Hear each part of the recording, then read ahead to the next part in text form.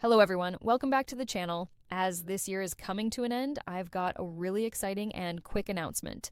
In the new year in January, part of my daily content will be uploaded to Substack and Patreon only. I'm very excited to start working on new interviews.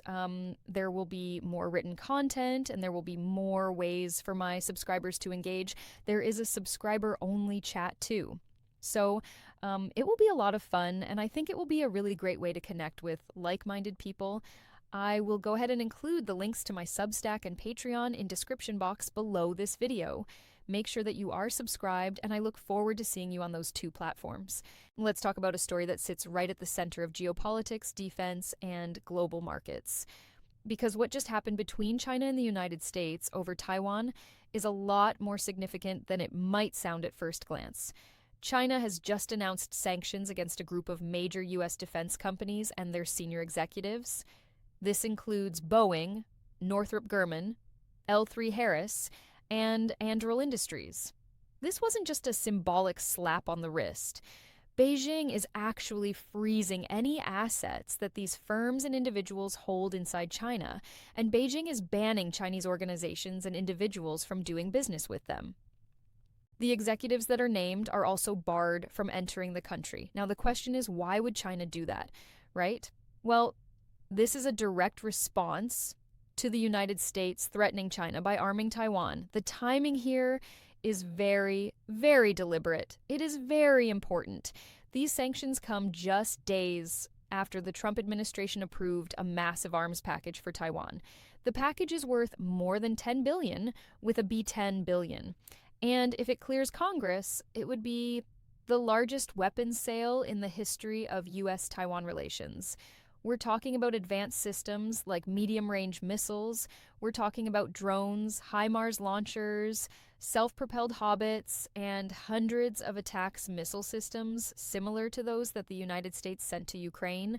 So if you're still on the fence whether the United States provokes sovereign nations, if it continues to meddle in sovereign countries' affairs, this is your answer. Beijing expects its partners to respect one China policy. Is that too much to ask? Also, from a Beijing's point of view, from Beijing's perspective, this crosses a line. It is quite clear. And Beijing has been very explicit about that.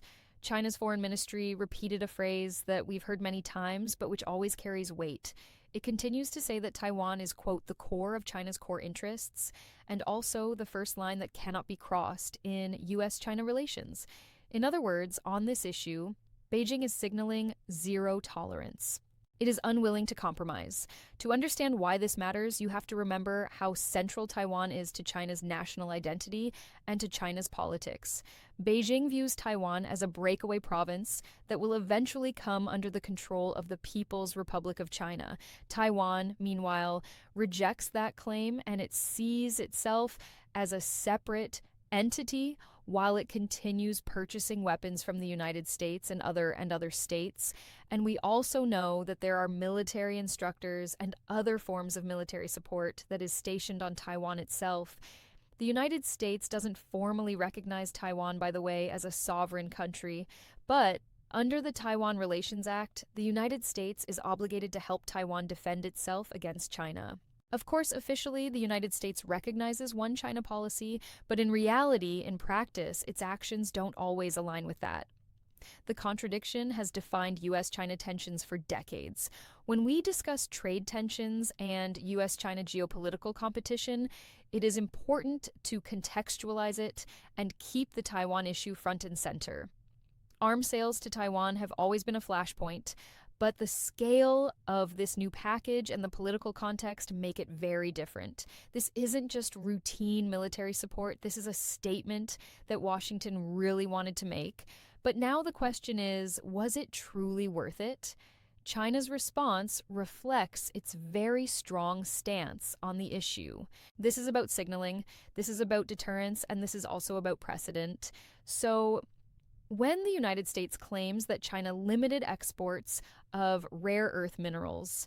That, of course, as we know, as I wrote in great detail over on my Substack and Patreon, the same rare earth minerals that fuel U.S. defense contractors' operations, we should remember $1 billion of weapons sales to Taiwan and wonder if these sales might be one of the reasons why there is such a controversial relationship between the two great powers. China is making it very clear that companies and individuals that support Taiwan militarily will face consequences, and not just hypothetically, but concretely. Asset freezes, business bans, travel restrictions, and maybe more importantly, this is a warning to others who might get involved in future arms deals with Taiwan. This is a warning to just stay away. The United States, for its part, frames the arms sales very differently.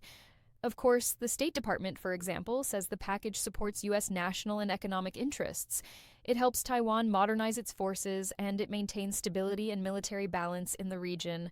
From Washington's perspective, arming Taiwan is all about deterring Beijing, which sounds eerily similar to the United States and its Western allies, using the Minsk agreements with Russia simply to rearm Ukraine so that it will become a stronger proxy. And also, here's where things get more complicated. The Taiwan issue is often described as the most dangerous flashpoint, if not in global politics, then certainly in the United States-China great power rivalry. So it's not just about territory, of course. This is about credibility. This is about alliances, supply chains, and the balance of power. Taiwan sits at the very center of global semiconductor manufacturing, too, and any disruption there would affect the world economy in an instant. So when China says that this is a red line, that it directly affects its sovereignty, it's not just rhetoric for Chinese domestic consumption alone. It is a message first and foremost to Washington, to U.S. defense firms, and to Western allies that may align with the United States and continue to sell weapons to Taiwan and send military instructors and effectively support Taiwan militarily. At the same time, in the United States, we have to know that bipartisan support for Taiwan remains very strong. Not surprisingly, of course, it still remains strong for Zelensky's regime too. What we're seeing here is not just a sudden crisis between the United States and China over Taiwan, but this is a steady unraveling. This is a steady unfolding of what will likely become a real threat in the likely not-so-distant future. More arms sales, more sanctions, more military exercises, more posturing. Each step actually raises the stakes, and it may potentially trigger open conflict, and that, of course, should be avoided at all costs. And that's the uncomfortable reality. That is the uncomfortable truth. The United States and China are locked in a strategic competition with Taiwan as the most sensitive pressure point. The Asia-Pacific is becoming central for the United States in terms of security, as you know. And if you follow me on Accent Telegram, I recently shared that Japan is now looking to obtain its own nuclear weapons, potentially. PM Takaichi is hinting at security policy changes, despite the fact that Japan has been under the U.S. nuclear umbrella for decades, and that would clearly pose a threat to China. So it may be safe to say that the Taiwan issue isn't cooling down anytime soon. It is becoming more explicit, and it will likely escalate. Stay tuned. I will keep you updated here on YouTube and over on my Substack and Patreon. Thank you so much for watching. Thank you for joining me. Support my work. I truly appreciate every single one of you who has become a paid subscriber. Thank you so much. I also appreciate you liking, subscribing, and sharing. Thank you for your support, and I will see you back here tomorrow. Take care. 1.